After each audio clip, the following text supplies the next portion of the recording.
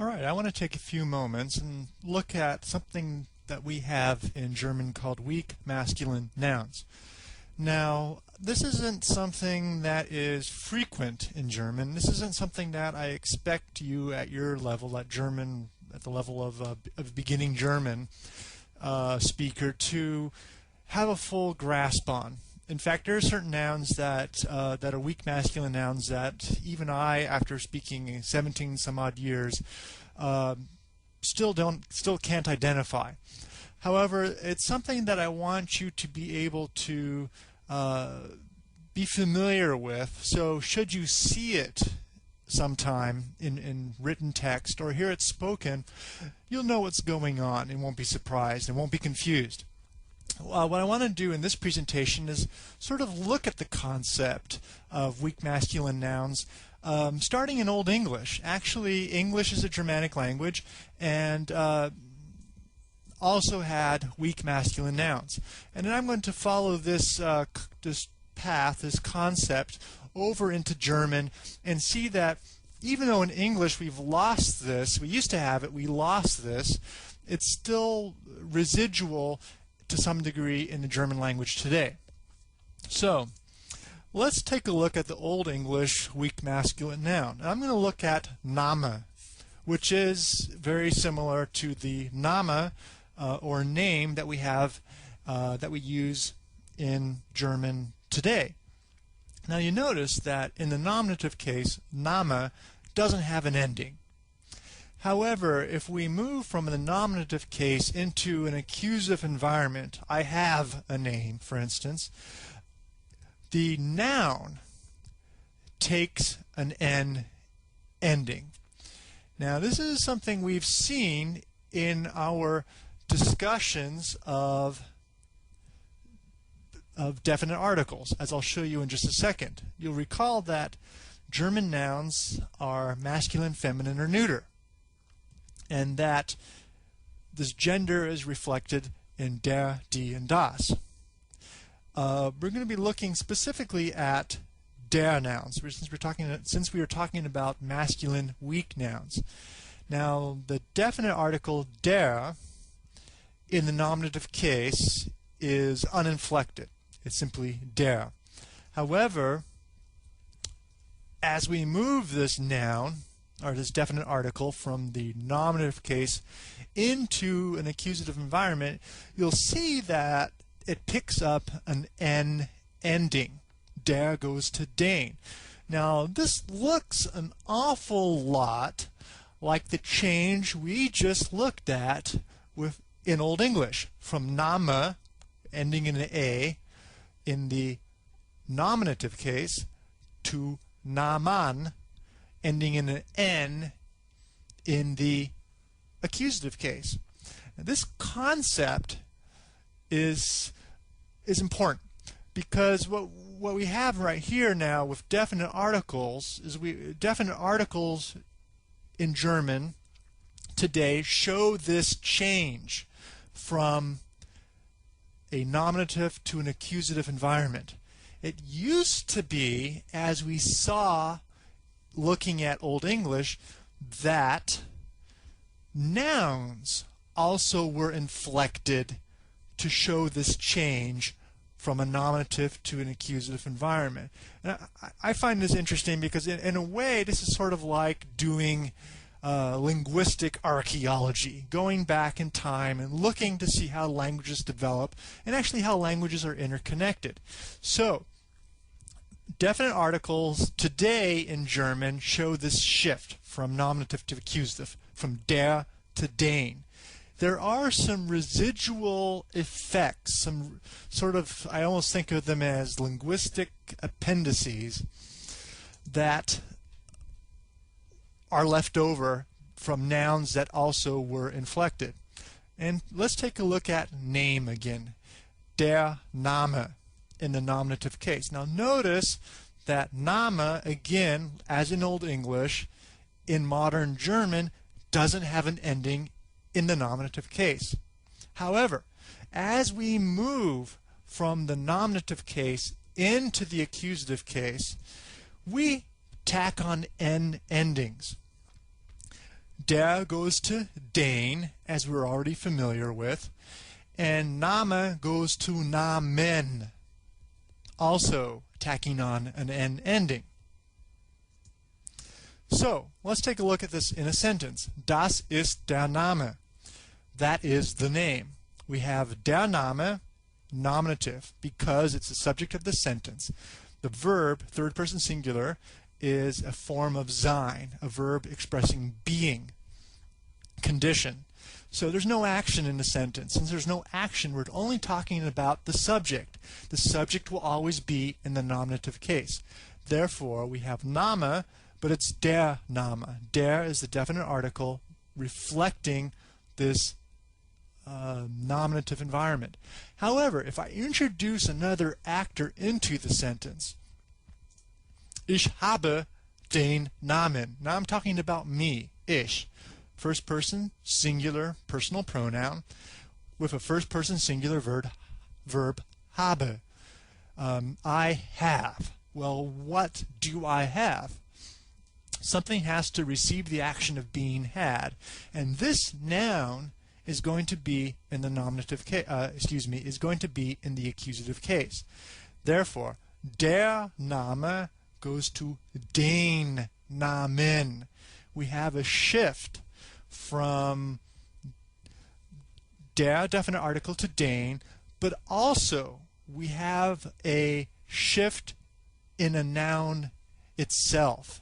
The noun tacks on an ending n, indicating that also this noun moves from the nominative into accusative. Now keep in mind, this isn't with every single noun. This is only with certain specific select nouns that are masculine. And there's no pattern for recognizing these. These are simply something that you have to memorize. Polizist, Präsident, Name. These are nouns that historically have tacked on an N, or for some reason or another, Germans feel that they need to have an N in the accusative case.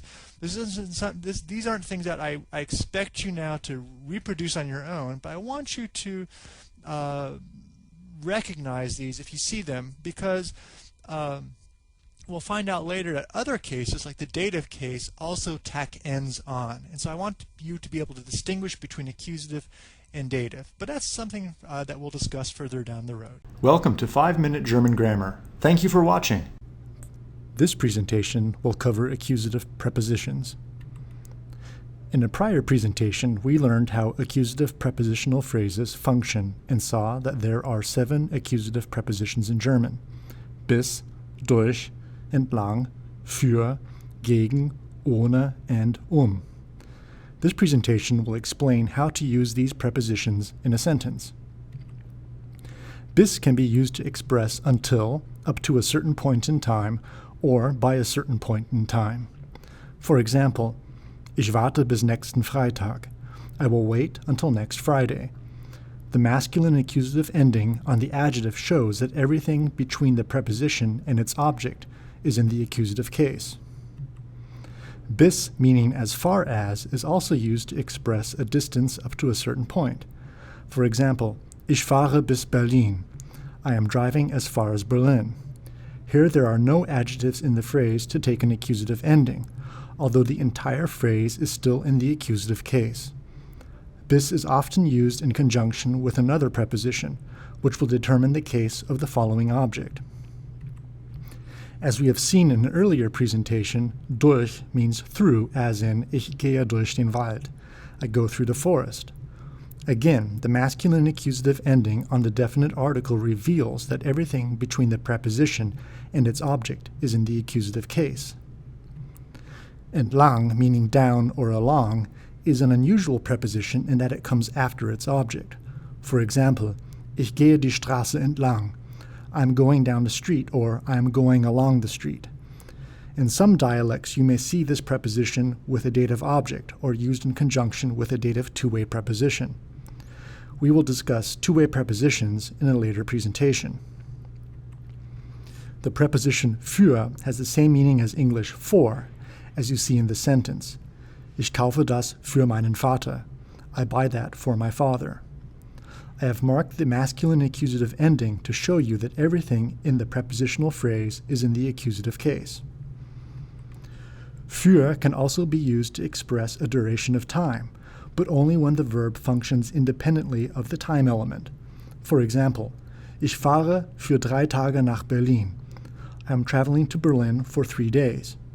In this sentence, the accusative prepositional phrase relates how long I intend to stay and does not describe the manner in which I drive. However, if the time expression modifies the activity of the verb, then we must use an accusative time expression without the preposition für. For example, ich bleibe 3 Tage in Berlin. I am staying 3 days in Berlin. In this sentence, the accusative time expression provides more information with regards to how long I will be staying in Berlin. The preposition gegen has a lot of meanings. It can mean either against an idea, as in wir sind gegen Extremismus, we are against extremism, or against a person, such as hast du etwas gegen mich? Do you have something against me? Here the first person singular accusative personal pronoun mich is the object of the preposition. Gegen can also mean against in the sense of a physical object. For example, sie wirft den Ball gegen die Wand. She throws the ball against the wall. The preposition gegen is also used to express toward, around, or about in time expressions, such as wir kommen gegen 12:30 Uhr. We're coming about 12:30 p.m. And gegen can also be used to express for, as in ich tausche alt gegen neu. I am trading in the old for the new. The preposition ohne has the same meaning as the English without, as you see in the sentence. Ich fahre ohne meinen Bruder. I am driving without my brother. Finally, the preposition can mean either around a physical object, such as ich gehe die Ecke. I am going around the corner. Or, in the case of time expressions, can mean at a specific point in time, such as wir kommen 12:30 Uhr. We are coming at 12:30 p.m. In any case, as you have seen in this presentation, prepositions have nuances and numerous meanings, all of which require time and experience to use correctly. The 5-Minute German Grammar Series is produced by David Neville, Associate Professor of German. The videos, scripts, and lecture slides are released under a Creative Commons Attribution, Non-Commercial, Share-alike 4.0 International License. Don't be a square, remix and share. Welcome to 5-Minute German Grammar. Thank you for watching. This presentation will examine compound nouns. In your study of German, you will certainly encounter some very long nouns. These are known as compound nouns. Although somewhat intimidating, compound nouns are simply a chain of smaller nouns that are joined to create a new noun. German does this a lot. By taking a compound noun apart, you can arrive at an understanding of what it means. The noun you see on the screen, Arbeitgeber, is an example of a compound noun. Let's take it apart now. The first noun in our compound noun is die Arbeit, a feminine noun meaning work. The second noun is der Geber, a masculine noun meaning giver or provider. This noun is derived from the verb geben, to give. You will recall from the presentation on masculine nouns that all nouns ending in er that are derived from a verb are masculine. Here you will note an important rule governing compound nouns.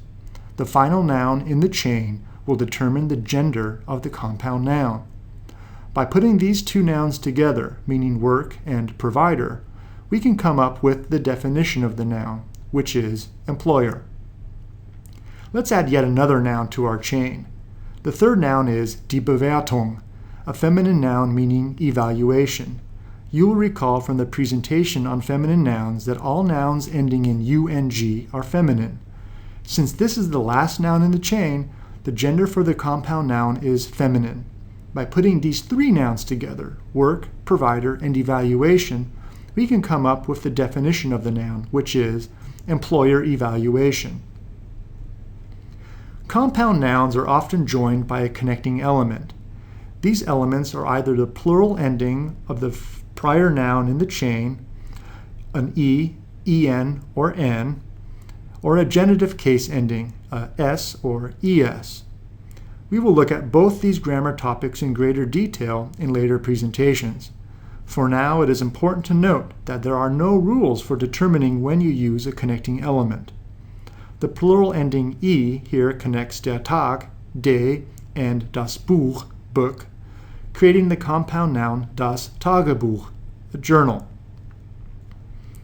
Here the noun die Traube, grape, is joined to the noun der Saft, juice, by the plural ending "n" to create the compound noun der Traubensaft, grape juice.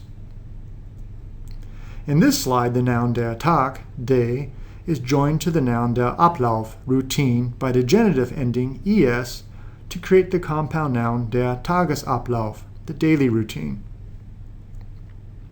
And here the noun der Staat, state, is joined to the noun die Angehörigkeit, membership, by the genitive ending s to create the compound noun die Staatsangehörigkeit, nationality. You'll recall from the presentation on feminine nouns that all nouns ending in "keit" are feminine.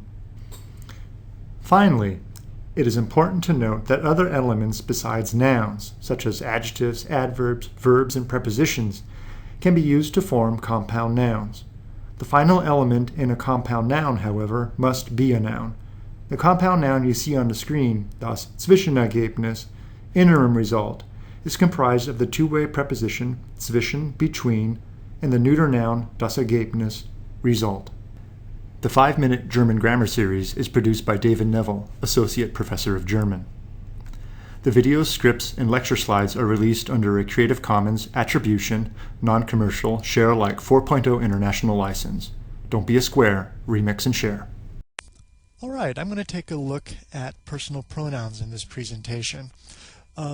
Specifically personal pronouns in the accusative case. I'm going to begin the presentation with a brief review of definite articles, specifically the masculine definite article der. From there we will move over to a discussion of personal pronouns in the in the accusative case, and then as usual we will end the presentation with some hands-on examples of how to use personal pronouns when forming a German sentence. So, you'll recall that the definite article der changes as it moves from a nominative to an accusative environment. Der goes to den. So we have on the screen the sentence Das ist der Tisch. Now, we are describing a characteristic of the table. We're pointing to it. We're demonstrating it. The table isn't doing anything. It's just being. Therefore, table, der Tisch, will be in the nominative case. Now, if I introduce another actor into the sentence, in this case he, this actor is doing something. He has something. Hat den Tisch. He has the table. This action of having has to have an object to receive the action, and that would be the table. Now, since it receives the action of being had by the subject of the sentence it's going to be in the accusative case. So, to summarize, definite articles, specifically the masculine definite article, changes as it moves from a nominative to an accusative environment. Now we're going to see this same type of change in some personal pronouns. Now the personal pronouns in the nominative case are what you see on your screen: ich, du, er, sie, es, wir, ihr, sie. And then we also have the personal pronouns nominative, which are in the formal, which you see on your screen, the second person formal, singular, and plural, which would be sie. Now these forms, some of them change as they move from a nominative to an accusative environment, just as we've seen that der changes to den as it moves from nominative to accusative. Now you'll also recall that the other definite articles, die and das, don't change as they move from, or at least the outward form doesn't change as the definite article moves from a nominative to an accusative environment. And so we're going to see the exact same thing here with these personal pronouns.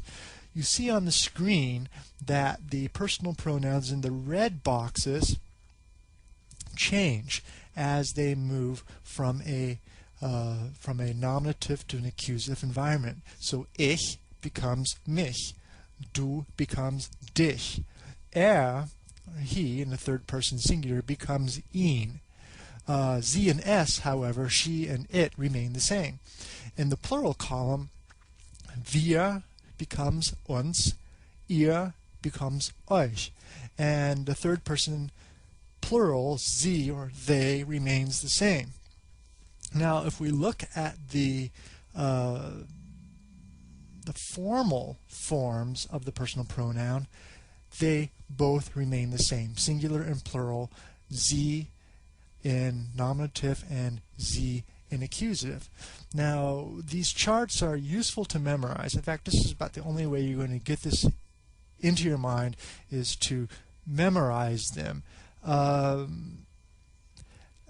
However, at the same time, as you memorize them, bear in mind that you're also trying to develop a feel for it. So a feel that certain things change. The masculine definite articles change. Also the personal pronoun, the third person singular personal pronoun masculine, changes as well, changes to ihn. There are also certain patterns that you'll recognize, like the first person and second person singular, ich and du. Ich simply add a M on, mich. Du changes to dich, retains the initial D. So these are small sort of mnemonic devices to help you memorize these charts and to internalize them. Now let's look at some examples of how to use personal pronouns. We have der Tisch ist klein, the table is small. Now you'll recall that nouns demonstrate gender, masculine, feminine, or neuter, and so der Tisch is a masculine noun.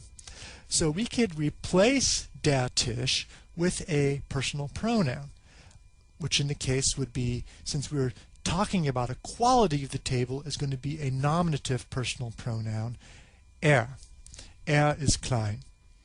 Now,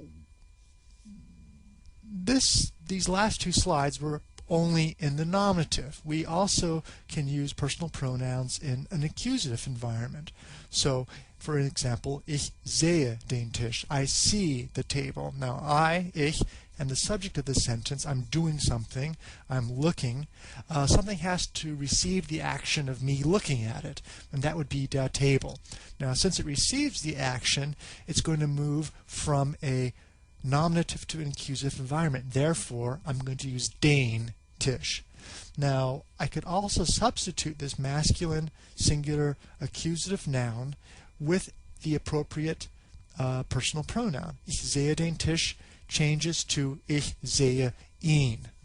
Now, it's useful to use personal pronouns because it saves a lot of effort. We don't have to repeat den Tisch, den Tisch, den Tisch all the time. We could simply substitute den Tisch with ihn.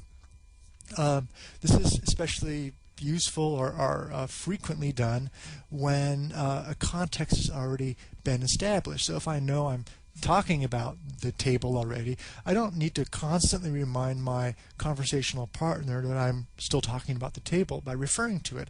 I can simply use the personal pronoun ihn if it's in the accusative case. So now we could substitute nouns with pronouns, but we also use it with people as well. So, for instance, on this slide here, Sie sehen mich. They see me. Now, I'm using mich here instead of ich because the subject of the sentence, sie, the third person plural nominative, they are doing something. What are they doing? They are seeing. So something has to receive the action of being seen, and that would be me. They are seeing me, therefore ich, the I, has to change to a mich or a me in the accusative. Now, the same type of pattern also exists with other pronouns besides me. For instance, sie sehen dich. They see you. So remember that du in the nominative changes to dich in the accusative. Same dynamics in the sentence. We have the subject, third person plural nominative. What are they doing? They are seeing. Well, whom do they see? They see you. You receive the action of being seen, therefore you're going to be accusative. Du, therefore, has to change to dich. So, to summarize, some personal pronouns change as they move from a nominative to an accusative environment. Generally, these patterns are fairly predictable. It's the third person singular masculine. Der goes to den, definite article. Er goes to ihn, personal pronoun. Others have sort of simply tack on a extra consonant at the beginning. Ich tacks on mich, an M at the beginning. Others retain. Du retains die and adds ich on the end. These are sort of simple mnemonic devices to help you understand the larger, internalize the larger pattern. Others, like S and Z, she and it, third person singular, simply stay the same. They're the same in nominative and in accusative. The main idea is that these forms of the language indicate sort of a roadmap to what's going on in the sentence. I know that as a sentence you see on the screen, it's sie, they are the subject of the sentence because they are in the nominative. I know that they're looking at me. I received the action of being seen because dich is an accusative. And so it's not me looking at them, but they're looking at me. So the form of the language underscores the action in the sentence. Personal pronouns. Welcome to German Grammar Videos. Thank you for watching. This presentation will examine the positive, comparative, and superlative forms of German adjectives and adverbs. The presentation will first look at the positive, comparative, and superlative forms in English in order to quickly develop background knowledge of the topic before moving over to an examination of these forms in German. Once we look at how these forms are normally constructed in German, we will examine some common exceptions involving umlauted and irregular forms. Let's get started. Adjectives are words that describe or modify another person or thing in a sentence. When an adjective is used to describe one person or thing, the positive form of the adjective is used. As you see on the screen, the adjective fast is in the positive form. The positive form can be considered the standard or base form of an adjective. When adjectives are used to compare between two persons or things, the comparative form of the adjective is used. In English, the comparative is usually formed by adding the suffix er to the positive form of the adjective. You can see the comparative form of fast or faster on the screen. When a comparison is being made between three or more persons or things in a sentence, the superlative form of the adjective is used. In English, the superlative is usually formed by adding the suffix est to the positive form of the adjective. You can see the superlative form of fast or fastest on the screen. As we will see in this presentation, German constructs the comparative and superlative forms of its adjectives in a similar manner. With adjectives consisting of two or more syllables, English uses a different construction to form the comparative and superlative. As you see on the screen, English usually adds more to the positive form to construct a comparative and the most to the positive form to construct a superlative. It is very important to note that German does not form the comparative and superlative in this manner. So how does German form the comparative of adjectives? As in English, the comparative form of an adjective is constructed by adding the comparative suffix er to the positive form of an adjective. As you see on the screen, the comparative form of the adjective schnell, meaning fast in German, is schneller. You can use the comparative as a predicate adjective, which is simply an adjective that follows a linking verb and modifies the subject of the sentence. As you see on the screen, the linking verb for this sentence is ist, and the subject of the sentence is das Auto. The adjective schnell comes after the linking verb and is modified by the comparative suffix er. The sentence das Auto ist schneller means the car is faster. Adverbs, which are words that change or modify the meaning of a verb, adjective, or other adverb, also have comparative forms. In this sentence, das Auto fährt schneller, or the car drives faster, the comparative adverb schneller does not modify the subject of the sentence, das Auto, as in the prior slide, but rather it describes the manner in which the car drives. The adverb, therefore, modifies the third-person singular present tense verb form of the verb fahren, which is fährt. You will notice, however, that the comparative form of adverbs is similar to the comparative form of adjectives. Finally, you can use the comparative as an attributive adjective in a noun phrase. The sentence you see on the screen, das ist das schnellere Auto, or that is the faster car, contains one noun phrase, das schnellere Auto. This noun phrase, which on the screen is highlighted by the gray rounded box, consists of one neuter definite article in the nominative case, das, a comparative adjective with added inflection, schnellere, and the noun itself, Auto. As we have seen in the prior slides, the comparative is formed by just adding the comparative suffix er to the positive form of the adjective. However, since the comparative is used here as an attributive adjective, which simply means that the adjective comes before the noun it modifies, we also need to add the appropriate adjective ending. In this case, since we have a definite article in the noun phrase das, we only need to add the correct weak adjective inflection, e, to the comparative. If you are uncertain how to apply strong and weak adjective inflections, please refer to the other videos in the series or consult your textbook. The next form we will look at is the superlative. In German, the superlative form of an adjective is constructed by adding the superlative suffix st to the positive form of an adjective. As you see on the screen, the superlative form of the adjective schnell is schnellst. The superlative can be used as a predicate adjective. However, you will need to use a special prepositional construction to do so. As you see on the screen, this prepositional construction consists of the contraction am before the adjective and the ending stn after the adjective. You will also note that the superlative suffix st is contained in this ending. The am-sten prepositional construction is analogous to the English expression the most. The superlative can also be used to modify an adverb. As you see on the screen, the same prepositional construction used to modify predicate adjectives is also used to modify adverbs. Please remember, however, that an adverb is not used to modify the subject of the sentence or some other noun, but rather the verb in the sentence.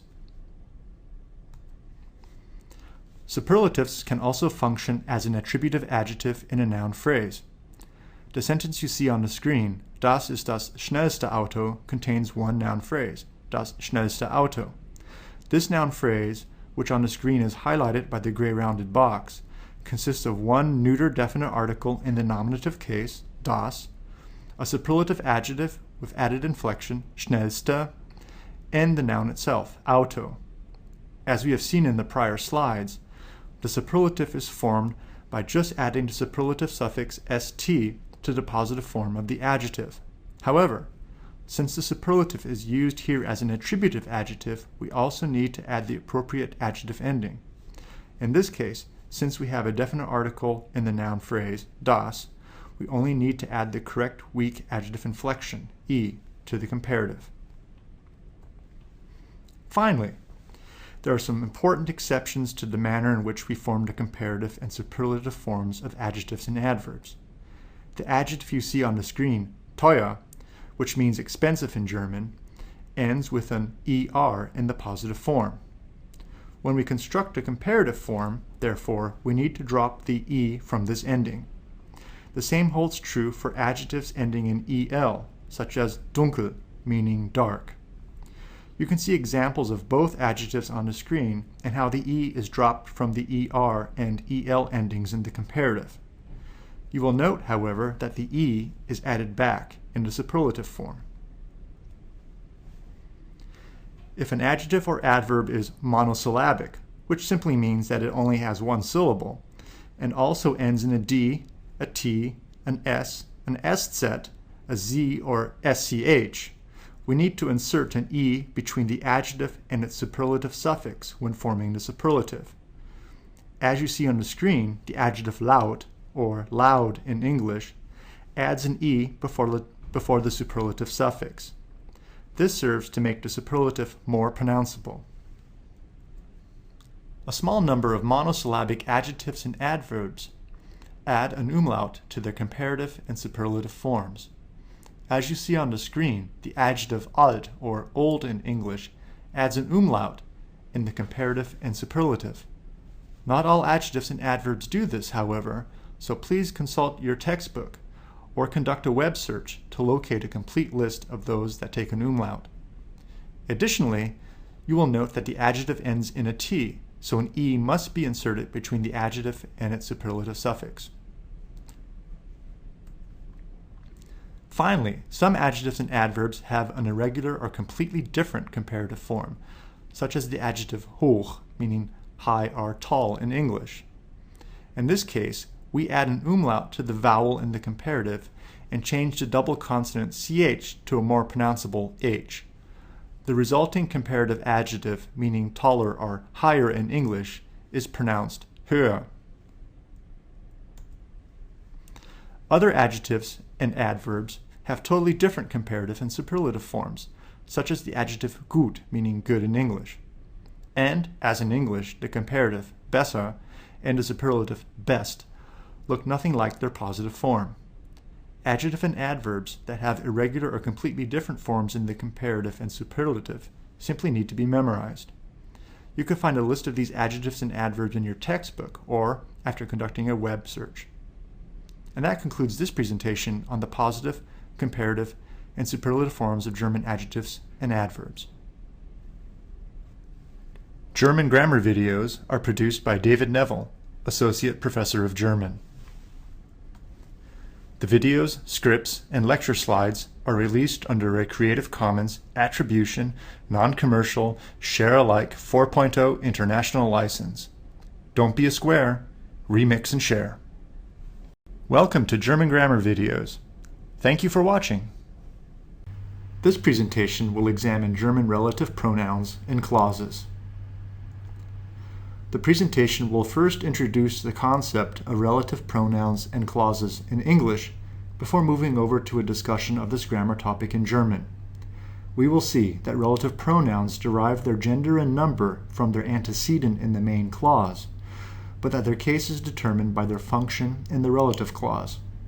We will also see that relative clauses in German manifest an unusual syntax with verbs coming in the final position of the clause. Once we have discussed these topics, I will provide examples of relative pronouns in the nominative, accusative, dative, and genitive cases. In these examples, I will rely solely on a masculine singular noun as an antecedent, as this shows most clearly the changes in the relative pronoun. Let's get started. Relative clauses are used to give additional information about something without starting another sentence. In the sentence you see on the screen, the main clause, he had the book, is augmented with a relative clause, that I wanted. Main clauses can always stand on their own, but relative clauses cannot. As you see on the screen, the relative pronoun that introduces the relative clause. Other relative pronouns in English include who, whom, whose, and which. In English, a restrictive relative clause gives us essential information about the noun it modifies and is not set off by a comma. A non-restrictive relative clause, however, provides us non-essential information about the noun it modifies and is set off by a comma. I raise this point not to belabor the difference between these two types of relative clauses in English, but to introduce an important feature of German relative clauses. As we will see in the coming slides, all relative clauses in German are set off by a comma. By means of a relative pronoun and clause, you can join two sentences together that stand on their own, but have some related component. For example, both sentences you see on the screen, das ist der Mann, that is the man, and ich sehe den Mann, I see the man, are complete sentences and make perfect sense by themselves. I can use the one shared element that both sentences have, Mann, as the hinge for joining these two sentences together. As we will see in the coming slide, I accomplished this by using the first element as the antecedent and removing the redundant element in the second sentence. What functions here as a definite article will then be put into service as a relative pronoun. What we have now is a tighter, more flowing sentence. Das ist der Mann, den ich sehe. That is the man whom I see. It is important to note that a comma is used to set off the relative clause from the main sentence. The relative pronoun, den, now introduces the relative clause. The redundant element has been removed, but the antecedent, Mann, is still in place. There are a few rules governing how relative pronouns are used, so let's take a look at them now. In German, the relative pronoun introducing the relative clause is influenced by two things. First, the gender and number of the pronoun is influenced by the antecedent in the main clause. In the sentence you see on the screen, das ist der Mann, den ich sehe, that is the man whom I see, the relative pronoun den refers back to the antecedent, der Mann, in the main clause, and agrees with this noun in both gender and number. That is to say, the relative pronoun is both masculine and singular.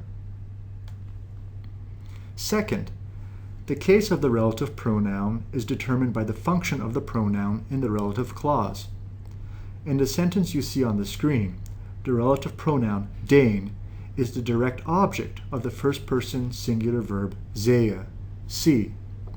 The relative pronoun, which we have determined in the prior slide must be masculine and singular, must therefore also be in the accusative case.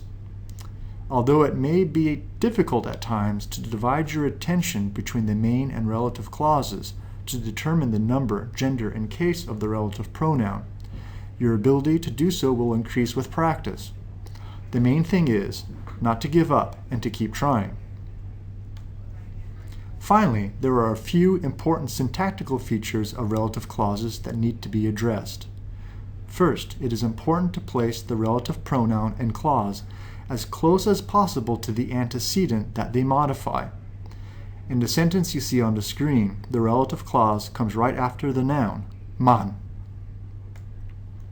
If, however, a preposition is used to modify the relative pronoun, this preposition will be placed immediately before the pronoun.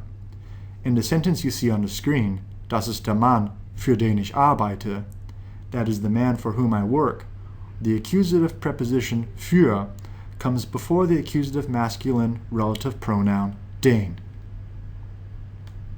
Second, since relative clauses are a type of subordinate clause, the conjugated verb needs to be moved to the very end of the clause. Here the verb sehe comes at the very end of the relative clause. In the case where other verb elements are present in the sentence, such as when you form the present perfect tense, the conjugated auxiliary verb still comes at the very end of the clause. In the sentence you see on the screen, das ist der Mann, den ich gesehen habe, that is the man whom I have seen, the conjugated verb comes at the very end of the sentence, right after the past participle, gesehen. As you have by now certainly noticed, the relative pronouns in German are very similar to German definite articles. with the exception of all the genitive forms and the dative plural form. These exceptional forms are displayed in bold on the screen.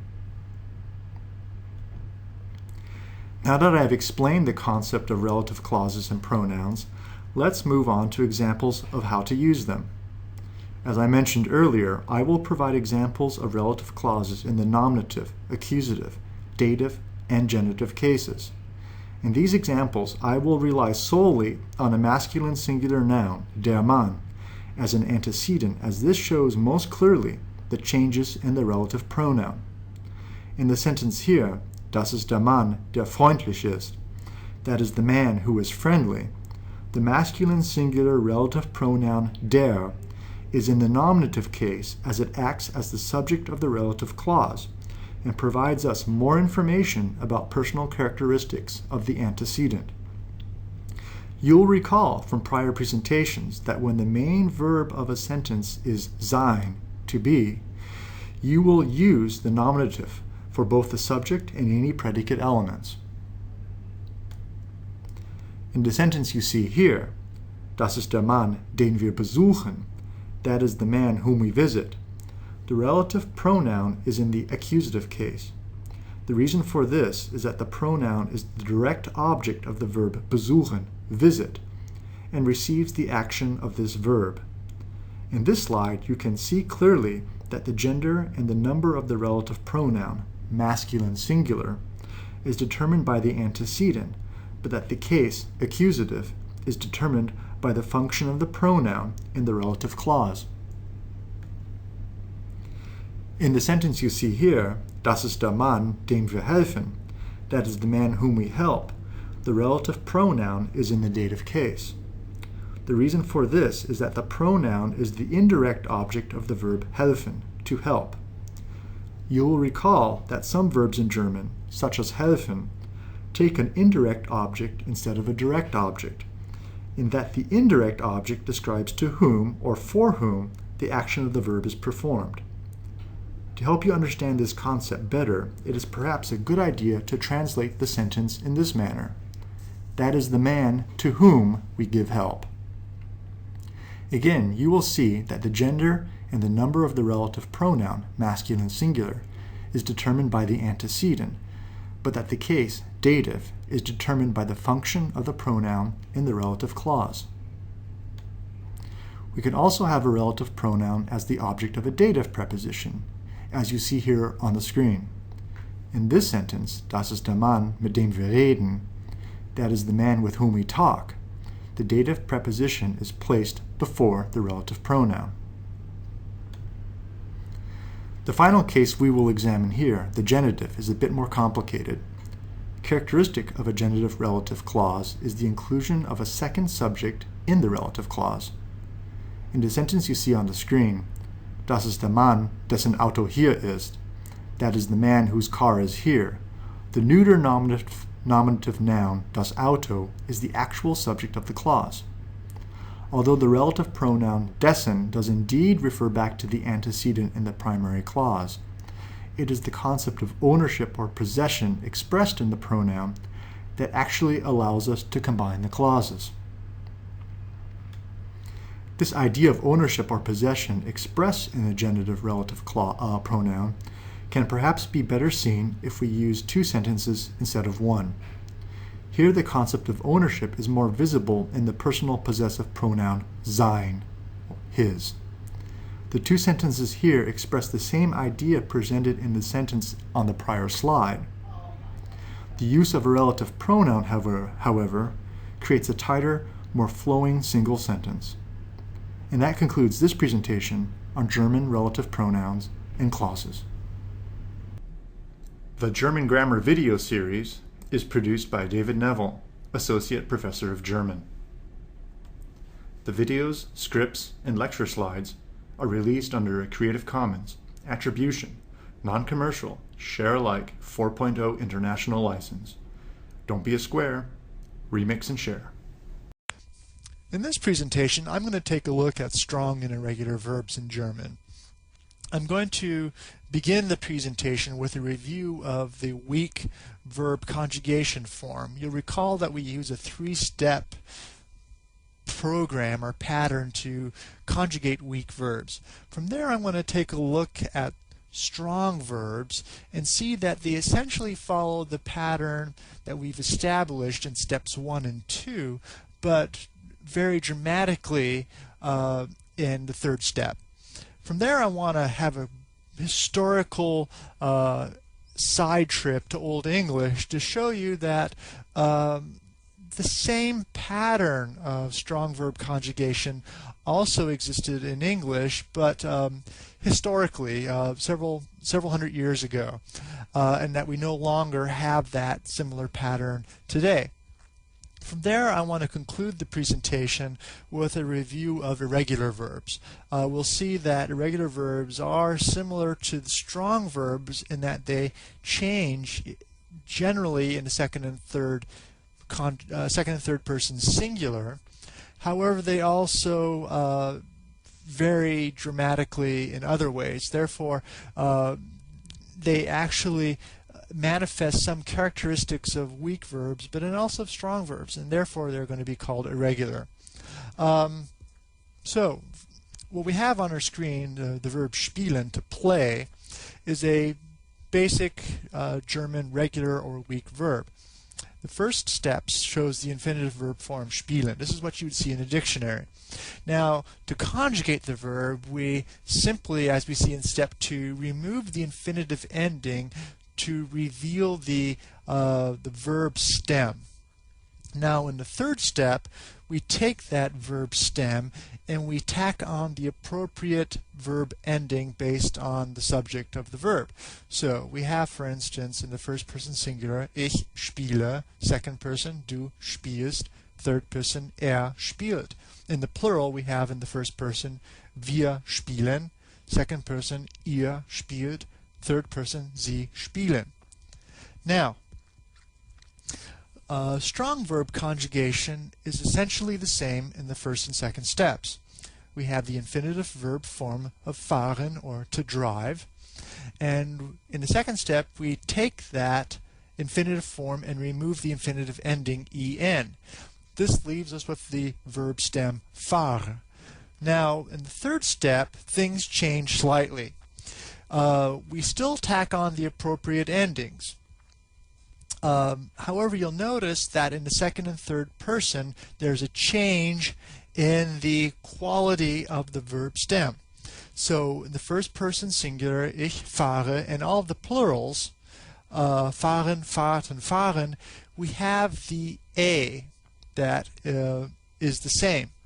However, in the second and third person singular, there's a change in the quality of the vowel and the verb stem. So a goes to a umlaut. Du fährst, fährt. Now, this change in the second and third person singular is something that other Germanic languages also manifest. So, for instance, Old English, we have the infinitive beordern, to command. That would be analogous, I assume, to the, I suppose, to the modern German ich bitten, or the modern German verb bitten, ich bitte. So the first person singular, ich beordern, and the second person singular goes to du bietst, and in the third person singular, he beat. So we have a similar change in the quality of the verb stem. EO goes to IE in the second and third person singular. Now, this change in the vowel of the verb stem, certain patterns of strong verb conjugation manifest this change. Now, there are 7 complete patterns in German of strong verb conjugation, and it's actually patterns 5, 6, and 7 that manifest this change. So in pattern 5 we have lesen, to read. Ich lese, du liest, liest, wir lesen. So E goes to IE. And 6 we have essen, to eat. Ich esse, du isst, isst, wir essen. And number 7, schlafen, E goes to E umlaut, like we've seen in fahren. Ich schlafe, du schläfst, schläft, wir schlafen. Now patterns 1 through 4 don't change in the present tense, but change in the past tense, and we'll get to that in another lesson. Now these 7 patterns don't have any rhyme or reason to it. There's no reason why a certain verb fits into a certain conjugation pattern. Now, that being said, once you've memorized these 7 patterns, any of the hundreds of strong verbs that you will encounter will fit into one of those 7 patterns. So it simply becomes a question of developing a feel for which pattern that you will use.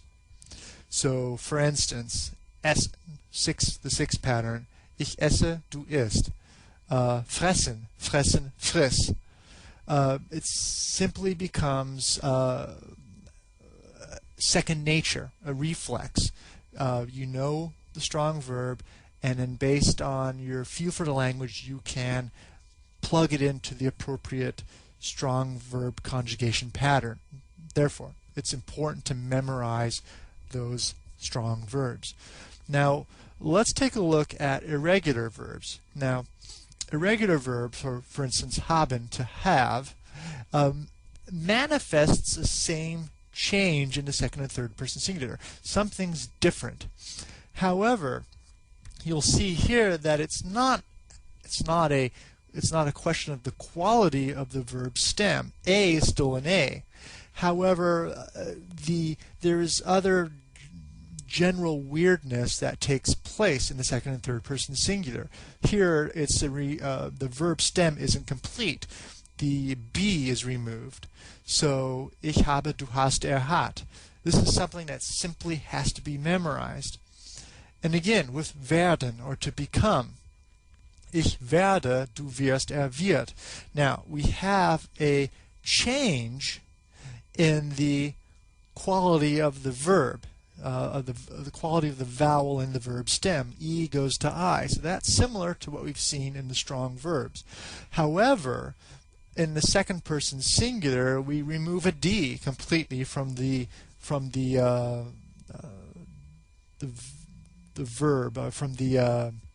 verb stem, and then we replace it in the third person. So it's just a pattern that's unusual, that can't be neatly subsumed under any of the other patterns, therefore it's irregular. Note, however, that it's generally in the second and third person singular, with, of course, the exception of the verb wissen, to know, whereas with this verb we have in the singular for second and third a completely different quality of vowel, and in the plural it reverts back to the normal I. So ich weiß, du weißt, weiß, wir wissen, ihr wisst, sie wissen. So to summarize, irregular verbs generally manifest a change in the second and third person singular. These changes are erratic, unpredictable, irregular, therefore they simply have to be memorized. Now, strong verbs can be classified according to 7 patterns. 3 of the 7 patterns manifest a change in the quality of the vowel in the verb stem in the present tense. So, ich fahre, du fährst. Ich esse, du isst. Ich lese, du liest. These patterns of conjugation simply have to be memorized. Once you have them memorized, they will greatly... I'm going to spend a few moments now looking at the position of dative and accusative objects in the German sentence. We'll see that whenever we use a dative object and an accusative object together in a sentence, there's going to be a specific word order depending upon whether one or both or one or the other nouns that are used, if they are actually replaced by pronouns. And then in the conclusion, I'm going to look at some verbs that take dative in the German. Now, I'm not going to begin this presentation with an example in English because there really is no similar pattern in the English language. This is something that is unique to German. And then with the conclusion, with the verbs taking dative, I'm just going to go through a list of verbs that take the dative, by no means a complete list. This is something you're just going to have to memorize, but there is sort of a pattern or a logic to it that I'm going to try to explain. So let's begin by taking a look at the dative and accusative objects in a German sentence. Now, what we have on the screen is a simple German sentence. Ich zeige meinem Bruder das Buch. I'm showing to my brother the book. We have a subject, the person performing the action in the sentence, ich, in the nominative case. We have a verb in the first person singular, which is in the second position, ich zeige. And then we have the thing that is being shown, that receives the action of being shown, and that is the book. So that's going to be the accusative case. Now the brother is in there, and he's one that's benefiting from this action indirectly. He's the person to whom the book is being shown. Therefore, he's going to be in the dative case. Now, the thing that I want to point out here is, and that we're going to be looking at over the next 4 slides, is the two nouns in the sentence, meinen Bruder and das Buch, my brother and the book. When the first rule of thumb is that whenever I have a dative and an accusative object in the sentence, I'm going to put the dative as close as I possibly can to the main verb if both the dative and the accusative are in their noun form. And what I mean by in their noun form is that they are not replaced by a pronoun, like a he, a she, or an it. Here I have my brother. My brother is a complete unpackaged noun. Same thing with book. So whenever I use 2 nouns in a sentence, and one is dative and one is accusative, I'm going to take the dative and put it as close as I can to the verb. Now, in German, what we can do is we can replace nouns with pronouns, depending upon the gender of the noun. So brother is der, so it's going to be masculine. Buch is das, so it's going to be neuter. What happens if I replace one of these nouns with a pronoun? For instance, let's take a look at next slide. I show it to my brother. Ich zeige es meinem Bruder. Now, you'll notice here that es, which refers in the prior slide to book, es being a neuter personal pronoun, it is suddenly in the position where the dative object used to be. That is, immediately after the verb. So, a rule of thumb, the second rule of thumb is, if one of those nouns is replaced by a pronoun, I'm going to take that pronoun and move it as close as I can to the verb in question. In this instance, it just happens to be the accusative pronoun, es, which replaces das Buch. Ich zeige es meinem Bruder. Now, what I could also do is, let's say, I know we're talking about my brother, so I want to replace him with the personal pronoun and leave the book, das Buch, sort of unpackaged in its complete noun form. So if that's the instance, what we get is what we see in the next slide. Ich zeige ihm das Buch. But nevertheless, the same rule still pertains. If one of those nouns is replaced by a pronoun, it could be the accusative object, it could be the dative object, doesn't matter. That pronoun is going to be as close to the verb as possible. Now, the final question that you probably see where this is going is, well, what if both of them are replaced with a personal pronoun? In that case, what we get is, in the following slide, ich zeige es ihm. I show it to him. The what we want in this case is if both of them are replaced, if both nouns are replaced with pronouns, we are going to get the accusative pronoun as close to the verb as possible, followed thereupon by the dative pronoun ihm, to my brother. I show it to him. Now this is the exact opposite of what we have when we have two nouns, two complete unpackaged nouns that are used in a sentence. You remember that in the first slide that we saw, ich zeige meinem Bruder das Buch. We had, if both nouns are used, the dative before the accusative, whereas if two personal pronouns are used, we have the accusative before the dative. And the third rule is if one of those is replaced by a pronoun, then the pronoun comes first. So actually, even though you're thinking, oh, there's a lot of flip-flopping around, you know, I don't know what comes first, what comes second, it's actually really simple. If two nouns are in a sentence, dative first. If two pronouns are in a sentence, accusative first. And if we have one pronoun in the sentence, that's automatically going to come first. So, and this sort of settles the problem we have of the position of dative and accusative objects at the same time in a German sentence. Now, what I want to do now, and to conclude this presentation, is to look at a list of verbs in German that take a dative object. Now this is by no means a complete list, and I'm going to walk through and just sort of explain kind of, I guess, the logic, the reasoning behind it. So, antworten, to answer. Antworten Sie mir. What you're really saying is give to me an answer. So with this to, give to me, you're giving someone something.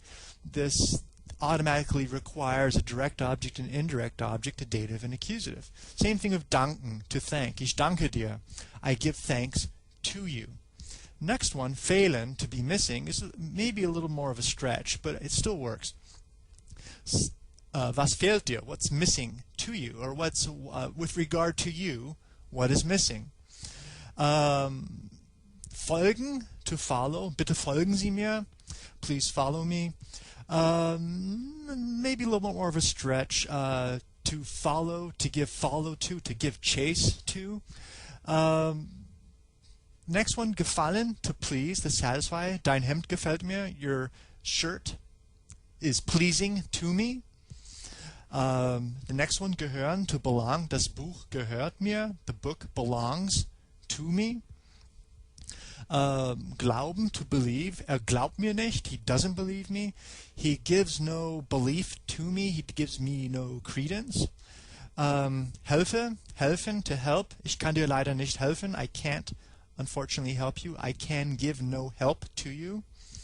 Passieren, to happen, to occur. Was ist dir passiert? What happened to you? Raten, to advise. Ich rate dir davon ab. I advise you against it. I give you advice not to do it. Verzeihen, to excuse, to forgive. Ich kann ihm nicht verzeihen. I can't excuse him. I can't forgive him. I can give no forgiveness to him. Wehtun, to hurt. Wo tut es Ihnen weh? Where does it hurt you? That's what you would say, I guess, if you go to a doctor's office and the doctor asks you a question. Wo tut es Ihnen weh? Where do you hurt? Where does it do hurt to you? So most of these instances, you sort of think of the dative as can answer the question to whom. All right, so verbs with the dative object and the position of accusative and dative in a German sentence. Today we're going to take a look at the present perfect tense in German using specifically weak verbs. Other presentations will show how to form the present perfect tense using irregular and strong verbs, but today we're going to be looking just at weak verbs. So as usual, we're going to begin the lecture with an example of the present perfect tense in English, followed up by that same example translated into German. after looking at those two examples, we're going to look at how to form the past participle. The past participle, as we'll see, is an important part of the present perfect tense, and knowing how to form it is going to be essential. We'll look at regular weak verb, how to form the past participle of a regular weak verb, forming the past participles of verbs that end in a T, a D, or a consonant cluster, for example, like a GN, or and also verbs that end in ieren, like fotografieren or diskutieren or spazieren. So, and then finally, we're going to take a look at the auxiliary verbs or helping verbs of sein and haben. When do we use these in conjunction with the past participle to form the present perfect tense?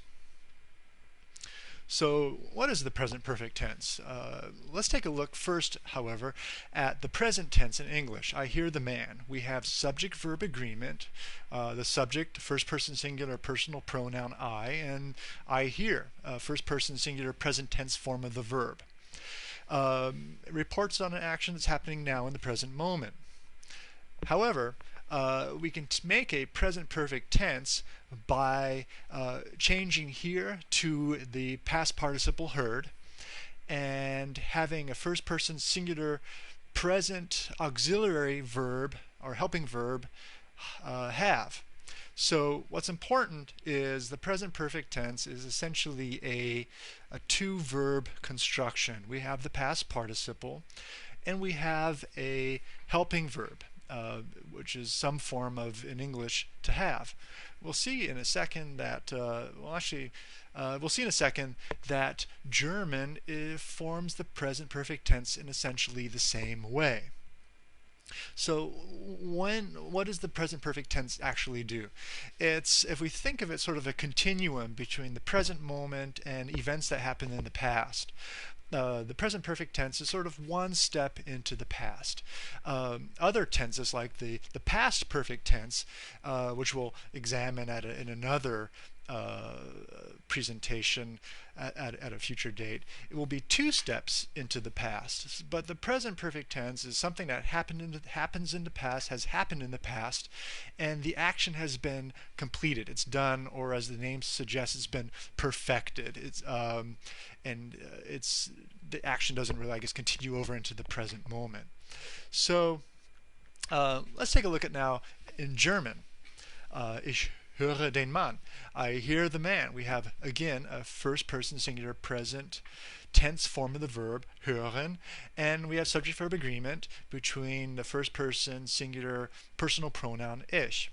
Now, how do we form the present perfect tense in German? It's going to be slightly different. We're still going to have a two verb construction, but we're going to take höre out of the sentence and we're going to replace it with the first person singular present helping verb habe. Now, höre is going to go at the end of the sentence, but we're going to change it into its past participle form. So, hören goes to gehört. And that leaves us again with a two verb pattern of construction here. We have the first person singular present helping verb, habe, and at the very end of the sentence we have the past participle of the verb, hören, which is gehört. So this right here forms the classic sentence bracket structure in German, where we have a verb in the second position and we have some verb at the very end. You'll see this in modal verb when we use modal verbs, when we use future constructions. So yeah, and we have actually a video here on our channel about sentence brackets and basic German syntax. So take a look at those if you have any questions about putting things at the end of the sentence and having a verb in the second position. So how do we form the past participle of German verbs? And there's, I guess, several different ways to do it depending on what type of verb you're dealing with. So we have a weak, common run-of-the-mill weak verb, machen. Now what we're going to do is we're going to take the en ending off. We're going to remove the infinitive ending to give us the verb stem mach. Now, in front of this, we're going to add a ge prefix, gemach. Now, looking at the end of the verb stem, the ch, mach, it does end in a consonant cluster, but the way the ch is spoken, it's the end of this, it's at the back of your mouth, and moving, well, what we're going to have to do here is we're going to have to add a t ending. And this is pronounceable, so gemacht. We're moving from the ch at the end, at the back of your mouth, towards the t, which is pronounced at the front of your mouth, so gemacht. And this is easily pronounced, and therefore we don't have to do anything else to the stem besides add the ge prefix and the t ending. This isn't the case when we deal with a verb that ends in a t, a d, or specific consonant clusters like the gn in regnen, or to rain, as we see on the screen. We do the same essential thing. We're going to drop off the en ending, regen, and then we're going to add the ge prefix to it. However, the problem presents itself here. It's essentially one of pronunciation. We're going to have to add a t, but it's difficult to pronounce because the n in the consonant cluster gn is spoken at the front of your mouth, and that's the same place we're going to say the t. So moving between two consonants, or two consonants that are at the beginning of your mouth or just at the front of your mouth, is just difficult to do in German. So to make this a bit easier, what German does is, in situations like this where the stem ends in a t, a d, or a specific consonant cluster, we're going to add an et to it. So we get the very pronounceable geregnet. Now finally, we have some verbs, weak verbs, that end in ieren, like diskutieren, to discuss. Again, we do the same, we start off in the same way. We remove the infinitive ending. However, we're going to diverge slightly by, at this point, we're not going to add a ge prefix to it. So, but what instead we'll do is we'll skip over this step, not add a ge prefix, and we're simply going to add a t ending. So we get the past participle diskutiert. Now, finally, the question is, when do I use a helping verb sein, and when do I use a helping verb haben? So, sort of a rule of thumb to keep in mind is that generally if a verb shows motion, for example, like the sentence you see on the screen, or the past participle shows motion, like you see on the screen here, ich bin im Auto gefahren, I drove in the car. I'm moving from point A to point B. I get in the car, I turn the engine on, I go from point A to point B. There's motion between those points. Therefore, I'm going to have to use some form of sein as the helping verb. Then again, if the participle shows some change of condition, ich bin Polizist geworden, I became a police officer. I was a student one day and I went to school, I learned how to become a police officer, and when I graduate I became a police officer. I went from being a student to a police officer. That shows some change in condition, and that change again is you're going to have to use a form of the helping verb, a form of the verb sein as a helping verb. Now, otherwise, if the past participle just shows some type of completed action, like the one you see on the screen here, ich habe sie gesehen, I saw her, or I saw them, there's no motion, there's no change involved. Generally with those, we simply have to use some form of the verb haben as a helping verb. There are, of course, a few exceptions to this rule, and those are some of the here that you see on the screen. If I use a past participle, if I use a present perfect tense construction with sein, the past participle of sein, I'm going to have to use some form of the verb sein as the helping verb. or if I use the bleiben, which shows simply to stay. There is no changing condition. There is no motion from point A to point B. I just stay in one spot and don't change. Nevertheless, I still use a form of sein as a helping verb. Finally, the verb passieren, to occur to or to happen to, I suppose you sort of implies some type of change. That one instance, one moment everything's fine, and next moment something happens to me. You would have to use some form of the verb sein as a helping verb when forming the past or the present perfect tense using this verb.